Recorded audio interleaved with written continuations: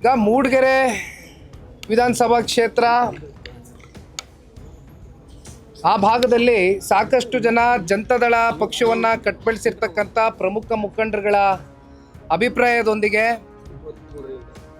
ಜಿಲ್ಲೆಯಲ್ಲಿ ನಾಯಕತ್ವವನ್ನು ವಹಿಸಿರ್ತಕ್ಕಂಥ ವಿಧಾನ ಪರಿಷತ್ನ ಸದಸ್ಯರಾಗಿರ್ತಕ್ಕಂಥ ಬೋಜಣ್ಣ ಅವರ ಸಂಪೂರ್ಣ ಸಹಮತ ಮತ್ತು ಸಹಕಾರದೊಂದಿಗೆ ಇವತ್ತು ನನ್ನ ಪಕ್ಕದಲ್ಲಿ ನಿಂತಿರುವಂಥ ಯುವ ಮುಖಂಡ ವಿಜಯಕುಮಾರ್ ಅವರು ಇವತ್ತು ಪಕ್ಷಕ್ಕೆ ಆ ಕ್ಷೇತ್ರದಲ್ಲಿ ಸೇರ್ಪಡೆಯಾಗಿ ಸಂಘಟನೆಯ ಒಂದು ದೃಷ್ಟಿಯಿಂದ ಸಾಕಷ್ಟು ಒತ್ತನ್ನು ಕೊಟ್ಟು ಕೆಲಸ ಮಾಡ್ತೇನೆ ಅಂತಕ್ಕಂಥ ಒಂದು ಇಚ್ಛಾಶಕ್ತಿ ಇಟ್ಕೊಂಡು ಬಂದಿದ್ದಾರೆ. ಹಾಗಾಗಿ ಇವತ್ತು ಒಂದು 200-300 ಜನ ಪ್ರಮುಖ ಮುಖಂಡರುಗಳು, ಬಹಳ ಪ್ರಮುಖರು, 500ಕ್ಕೂ ಹೆಚ್ಚು ಇಲ್ಲ, ಅದರಲ್ಲೆಲ್ಲ ಬೋಜಣ್ಣ ಅವರು ಎಕ್ಸ್ಪರ್ಟು, ಅದಕ್ಕೆ ಕುಮಾರಣ್ಣ ಅವ್ರ ಜೊತೆ ಇರೋದು.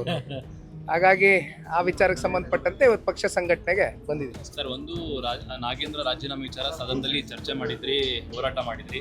ಈಗ ಅವ್ರು ರಾಜೀನಾಮೆ ಕೊಡಲಿಕ್ಕೆ ಸಿಎಂ ಅವ್ರ ಹತ್ರ ಒಲವು ತೋರಿಸಿದ್ದಾರೆ ಅನ್ನುವಂಥ ಮಾತುಗಳು ಬರುತ್ತಿದ್ದಾವೆ. ಈಗ ಮೊದಲನೇ ಪಾಯಿಂಟ್ ಏನಪ್ಪ ರೇಸ್ ಆಗುತ್ತೆ ಅನ್ನೋದಾದರೆ, ಈಗ ಆಲ್ರೆಡಿ ಅವ್ರ ಮೇಲೆ ಒಂದು ಆರೋಪ ಇತ್ತು. ಇದು ಆರೋಪ ನಿನ್ನೆ ಮೊನ್ನೆದಲ್ಲ, ಕಳೆದ ವರ್ಷದ ಆರೋಪ. ನಾವು ಎಷ್ಟೋ ಸಲ ಹೇಳಿದ್ದೀವಿ, ನಾವಲ್ಲ, ಹಿಂದಿದ್ದಂಥ ಮಾನ್ಯ ಮುಖ್ಯಮಂತ್ರಿಗಳೇ ಸದನದ ಒಳಗಡೆ ಕಲಾಪದಲ್ಲಿ 189 ಅಲ್ಲ 87 ಕೋಟಿ ಹೌದು ಮಿಸ್ಅಪ್ರೋಪ್ರಿಯೇಟಾಗಿ ಫಂಡ್ಸು ಮ್ಯಾನೇಜ್ಮೆಂಟ್ ಆಗಿದೆ ಅಂತಕ್ಕಂಥದ್ದು ಅವರೇ ಒಪ್ಕೊಂಡಿದ್ದಾರೆ. ಹಾಗಿದ್ದಾಗ ಬೇರೆ ಇನ್ಯಾರು ಆ ಸಾಮರ್ಥ್ಯ ಹೊಂದಿರತಕ್ಕಂಥ ಯಾರು ಮಂತ್ರಿಗಳಿಗೆ ಆಪ್ಷನ್ ಕೊಡ್ಬೋದಾಗಿತ್ತಲ್ಲ, ಯಾಕೆ ಇವ್ರನ್ನೇ ಯಾಕೆ ತೆಗೆದುಕೊಂಡ್ರಿ? ಇದಕ್ಕೆ ಇವತ್ತು ಸರ್ಕಾರ ಉತ್ತರ ಕೊಡಬೇಕಾಗಿದೆ. ನೋಡಿ, ಇದು ಒಂದು ವಿಚಾರನ ಇಟ್ಕೊಂಡು ಇವತ್ತು ಬರಗಾಲ, ನಾವು ಕಲ್ಯಾಣ ಕರ್ನಾಟಕ, ಕಿತ್ತೂರು ಕರ್ನಾಟಕ ಎಲ್ಲ ಭಾಗಕ್ಕೂ ಕೂಡ ಪ್ರವಾಸ ಮಾಡ್ಕೊಂಡು ಬಂದಿವಿ, ಒಂದು ತಂಡ ರಚನೆ ಮಾಡಿ. ಅಲ್ಲಿ ರೈತರು ಬೀದಿಲಿದ್ದಾರೆ, 3000ಕ್ಕೂ ಹೆಚ್ಚು ಜನ ರೈತರು ಇವತ್ತು ಆತ್ಮಹತ್ಯೆಗೆ ಶರಣಾಗಿದ್ದಾರೆ. ಆದರೆ ಕಳೆದ ವರ್ಷ ಅತಿವೃಷ್ಟಿ ಆಯಿತು, ಬೆಳೆ ಎಲ್ಲ ಹಾನಿ ಆಯಿತು. ಇಂಥ ಸೀರಿಯಸ್ ಟಾಪಿಕ್ಸ್ ಬಗ್ಗೆ ಡಿಬೇಟ್ ಆಗಬೇಕಾಗಿತ್ತು, ಬಿಡದಿ ವಿಚಾರ ಪ್ರಸ್ತಾಪ ಆಗಬೇಕಾಗಿತ್ತು, ನೈಸ್ ವಿಚಾರ ಪ್ರಸ್ತಾಪ ಆಗಬೇಕಾಗಿತ್ತು.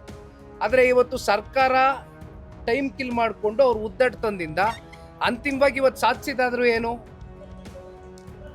ಕಲಾಪಕ್ಕೆ ಏನು ಬೆಲೆ ಸಿಕ್ತಂಗಾದ್ರೆ?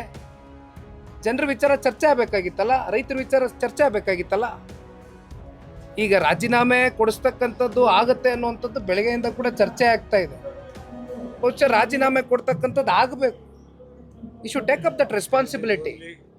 ರಾಜ್ಯದಲ್ಲಿ ಪಾರ್ಕ್ಗಳಲ್ಲಿ 5% ಜಾಗವನ್ನು ಬಳಸೋದಕ್ಕೆ ಈಗ ಸರ್ಕಾರ ಮುಂದಾಗಿ ನಿಂತಿದೆ. ದಿನೇ ದಿನೇ ದೊಡ್ಡ ಮಟ್ಟದಲ್ಲಿ ಆಕ್ರೋಶಗಳು ಶುರುವಾಗಿದೆ. ಮತ್ತೆ ಎಲ್ಲರೂ ಅಸೋಸಿಯೇಷನ್ ಎಲ್ಲರೂ ಕೂಡ ಮನವಿಗಳು ಕೊಡ್ತಾ ಇದ್ದಾರೆ. ಈಗ ಸಾರ್ವಜನಿಕರ ಆಸ್ತಿ ಪಾಸ್ತಿಗಳು ಲೆಕ್ಕಾಚಾರ ಇದು ಪಾರ್ಕ್ಗಳು. ಈ ಪಾರ್ಕ್ಗಳನ್ನ ನೀವು ಈ ರೀತಿ 5% ಬಳಕೆ ಮಾಡ್ಕೊಂಡ್ಬಿಟ್ರೆ ಮತ್ತೆ ಬೆಂಗಳೂರು ನಗರದಲ್ಲಿ ಇನ್ನೇನು ನೋಡ್ಬೇಕು ನಾವು? ಬೆಂಗಳೂರು ನಗರ ಅಂದರೆ ನಾವು ಗ್ರೀನ್ ಸಿಟಿ, ಗಿಡ ಮರಗಳಿರ್ತಕ್ಕಂಥ ನಗರ. ಇವತ್ತು ಪಾರ್ಕ್ಗಳನ್ನೂ ಕೂಡ ನೀವು ಈ ಥರ ಆವರಿಸ್ಕೊಂಡ್ಬಿಟ್ರೆ ಮತ್ತೆ ಇನ್ಯಾವ ರೀತಿ ನೀವು ಆಡಳಿತದಲ್ಲಿ ನಿಮ್ಮ ಆಲೋಚನೆಗಳಿದೆ? ಬೇರೆ ಮಾಡುವಂಥ ಕೆಲಸ ಮಾಡ್ಬೇಕಣ್ಣ, ಇವೆಲ್ಲ ಬಿಟ್ಬಿಟ್ಟು ಮಾತಾಡ್ತೀನಿ. ಸಿದ್ಧಗಂಗಾ ಮಠದ ಆಸ್ತಿ ಕೂಡ ಹೋಗಿದೆ 8 ಎಕರೆ ಅಂತ ಸಿಎಂ ಅವರು ಭೇಟಿ ಮಾಡಿ ಇವತ್ತು ಸ್ವಾಮಿಗಳು ಚರ್ಚೆ ಮಾಡಿದ್ದಾರೆ. ನೈಸ್. ಅದೇನೋ ನನಗೆ ಗೊತ್ತಿಲ್ಲ ಅಣ್ಣ, ತಿಳಿದು ಮಾತಾಡ್ತೀನಿ ಇದ್ರ ಬಗ್ಗೆ. Okay, thank you. If you like this video, ಬೇಗ ಲೈಕ್ ಮಾಡಿ, ಕಾಮೆಂಟ್ ಮಾಡಿ, ಶೇರ್ ಮಾಡಿ ಹಾಗೂ ಯೋಯೋ ಟಿವಿ ಕನ್ನಡವನ್ನು ಸಬ್ಸ್ಕ್ರೈಬ್ ಮಾಡಿ.